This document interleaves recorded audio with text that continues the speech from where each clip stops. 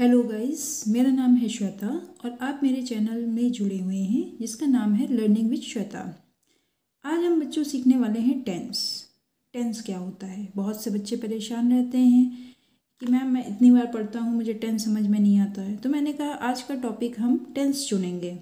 तो आइए सीखते हैं टेंस के बारे में। टेंस टेंस का मीन्स होता है काल। काल मतलब समय। समय अब समय यानी टेंस कितने प्रकार के होते हैं? तो टेंस 3 प्रकार के होते हैं। There are 3 types of tense. मैं इंग्लिश में भी बोलूँगी और हिंदी में भी बोलूँगी, क्योंकि मेरे पास बाइलिंगुअल लैंग्वेज के बच्चे पढ़ते हैं। हिंदी मीडियम के भी पढ़ते हैं और इंग्लिश मीडियम के भी पढ़ते हैं। तो टेंस जो होते हैं उनके 3 टाइप्स होते हैं, 3 प्रकार होते हैं। पहला होता है प्रेजेंट टेंस, प्रेजेंट। दूसरा होता है पास्ट और तीसरा होता है फ्यूचर। प्रेजेंट का मतलब होता है वर्तमान, जिसमें हम जी रहे हैं। अगर जैसे मैं आपको इस समय पढ़ा रही हूँ तो इसका मतलब है हम लोग प्रेजेंट में हैं, मैं आपको पढ़ा रही हूँ। पास्ट मतलब भूतकाल। अब भूतकाल का सबसे अच्छा एग्जाम्पल है कि मैं ये वीडियो बनाकर पोस्ट कर दूँगी, लेकिन ज़रूरी नहीं है कि सारे बच्चे आज ही देखें। लेकिन मैंने तो ये वीडियो बना के पोस्ट कर दिया है, इसका मतलब ये काम मेरे लिए कैसा हो चुका है? भूत में हो चुका है। और फ्यूचर का मतलब होता है भविष्य, जो आगे होने वाला है। मैं वीडियो बनाऊंगी, आप लोग उस वीडियो को देखेंगे, तो ये सब बातें किस में हुई? फ्यूचर में, मतलब भविष्य में।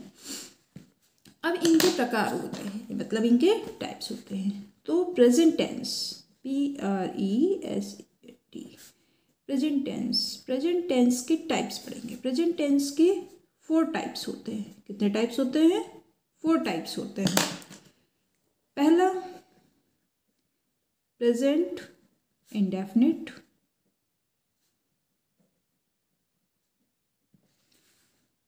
दूसरा प्रेजेंट कॉन्टिन्यूअस,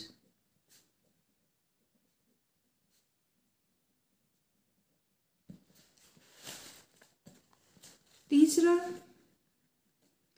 प्रेजेंट परफेक्ट, चौथा प्रेजेंट परफेक्ट कॉन्टिन्यूअस।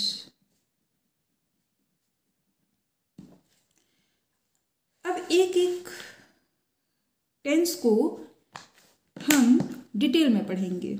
अगर आपने एक बार अच्छे से पढ़ लिया है तो दोबारा आप कभी भी नहीं भूलेंगे, लेकिन आपका पूरा कंसंट्रेशन यहीं पे होना चाहिए और आपको वीडियो को अंत तक देखना चाहिए।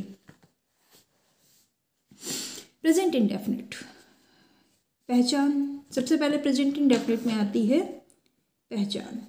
आखिर हम कैसे पहचानेंगे कि ये जो सेंटेंस है ये हिंदी में हो या इंग्लिश में, दोनों तरीके से हमें उसकी पहचान पता होनी चाहिए कि ये जो सेंटेंस है ये कौन से टेंस का है और टेंस में भी कौन से पार्ट का है टेंस का।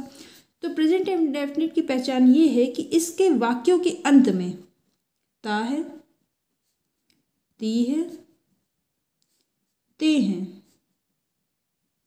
आदि शब्द आते हैं। अगर ये शब्द आपको किसी भी वाक्य के अंत में दिखते हैं तो इसका मतलब यह टेंस प्रेजेंट इंडेफिनिट टेंस है। ठीक है।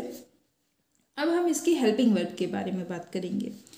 तो इसमें हेल्पिंग वर्ब यूज होती है डू और डज। क्या यूज होती है? डू और डज। अच्छा, अब आपको एक पॉइंट मैं और बताना चाहूँगी कि सेंटेंस जो है मेनली टेंसेस में 3 टाइप्स के होते हैं। टेंसेस में 3 टाइप्स के होते हैं।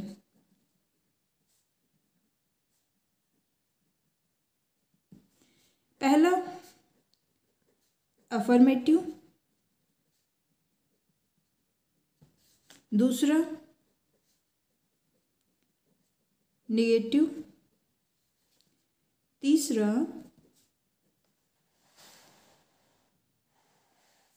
इंट्रोगेटिव,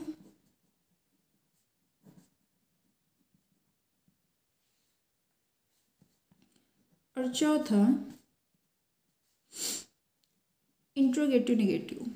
आप इसको काउंट भी कर सकते हैं और नहीं भी। आप बनाना चाहे तो चौथा पार्ट इसको मान सकते हैं, ना बनाना चाहे तो ये आपकी इच्छा पर है। लेकिन ऐसे सेंटेंसेस हमें देखने को मिलते हैं, इंट्रोगेटिव नेगेटिव। जो अफर्मेटिव सेंटेंसेस होते हैं,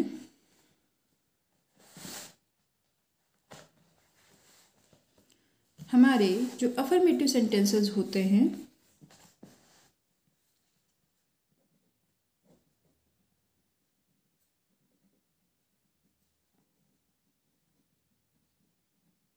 उसमें एस या ईएस का प्रयोग होता है। एस या ईएस का प्रयोग होता है, लेकिन कहाँ होता है? वर्ब में। और वर्ब में भी तब होता है जब हमारा सब्जेक्ट सिंगुलर होता है। ठीक है, तो इसका स्ट्रक्चर बनता है subject plus verb plus S या ईएस। वर्ब की फर्स्ट फॉर्म में लगेगा प्लस ऑब्जेक्ट प्लस अन्य शब्द।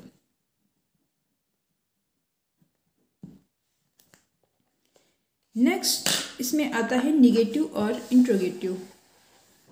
अब हम बात करेंगे निगेटिव और इंट्रोगेटिव की। निगेटिव और इंट्रोगेटिव अफर्मेटिव की तरह बिल्कुल भी नहीं बनते हैं। तो निगेटिव और इंट्रोगेटिव बनते कैसे हैं? निगेटिव में हेल्पिंग वर्ब डू डज का यूज होने लगेगा। कैसे? आइए एग्जाम्पल से समझते हैं। जैसे हमारा एग्जाम्पल है, रवि पत्र नहीं लिखता है। तो सबसे पहले आएगा सब्जेक्ट। हमारा सब्जेक्ट क्या है? रवि। अब हम इसमें ढूंढेंगे वर्ब। नहीं आ गया तो नेगेटिव हो गया। अब नेगेटिव हो गया तो इसमें लगेगी हेल्पिंग वर्ब। हेल्पिंग वर्ब क्या लगेगी? डू और डज। अब रवि हमारा सिंगुलर है तो इसके साथ हमारा क्या आएगा? डज आएगा। तो रवि डज। फिर आ जाएगी नहीं की इंग्लिश, वो होगी नॉट। फिर आएगा हमारा वर्ब। तो वर्ब हम में क्या है? लिखना। लिखने की इंग्लिश होती है राइट। क्या नहीं लिख रहा है?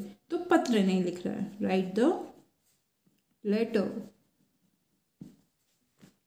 इसको सीखने के लिए इसका हमको स्ट्रक्चर पढ़ना जरूरी है। जैसे मैंने अभी पीछे अफर्मेटिव का स्ट्रक्चर बताया है।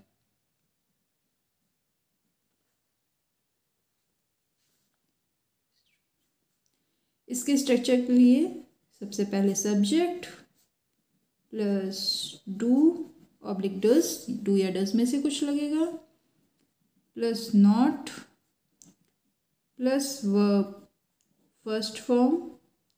हाँ गाइज, आपको ये जरूर याद रखना है कि जब डू और डज का प्रयोग होगा तब वर्ब में एस या ईएस का प्रयोग बिल्कुल भी नहीं होगा। Plus object plus other words. Other words बोले तो अन्य शब्द।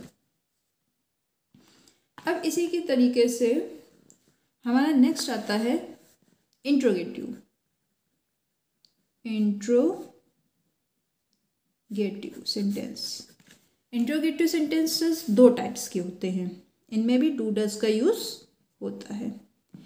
एक इंट्रोगेटिव सेंटेंस वो होता है जिसमें प्रश्न जो है वाक्य के पहले में पूछा जाता है, और एक इंट्रोगेटिव सेंटेंस वो होता है जिसमें प्रश्नवाचक शब्द वाक्य के बीचों बीच में आता है। मैं दोनों के स्ट्रक्चर्स आपको बता रही हूँ, आपको दोनों अच्छे से सीखने हैं। आपके पेपर में, एग्जाम्स में दोनों जगह ये चीज़ पूछी जाती है। तो पहले का स्ट्रक्चर है question word plus do does plus subject plus verb first form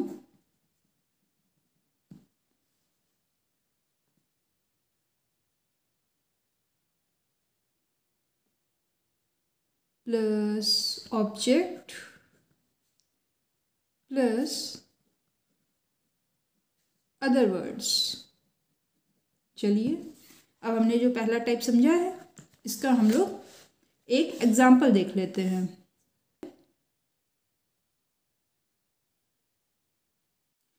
हमारा दूसरा स्ट्रक्चर होगा हेल्पिंग वर्ब प्लस सब्जेक्ट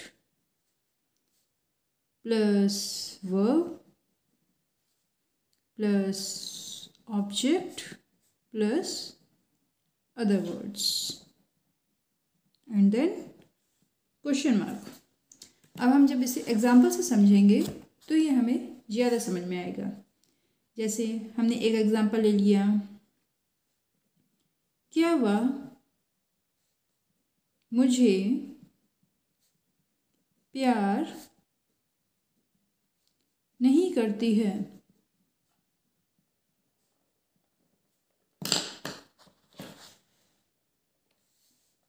तो हमने लिखा कि सबसे पहले हम हेल्पिंग वर्ब लगाएंगे। अब हेल्पिंग वर्ब हमारी क्या है, डू और डज।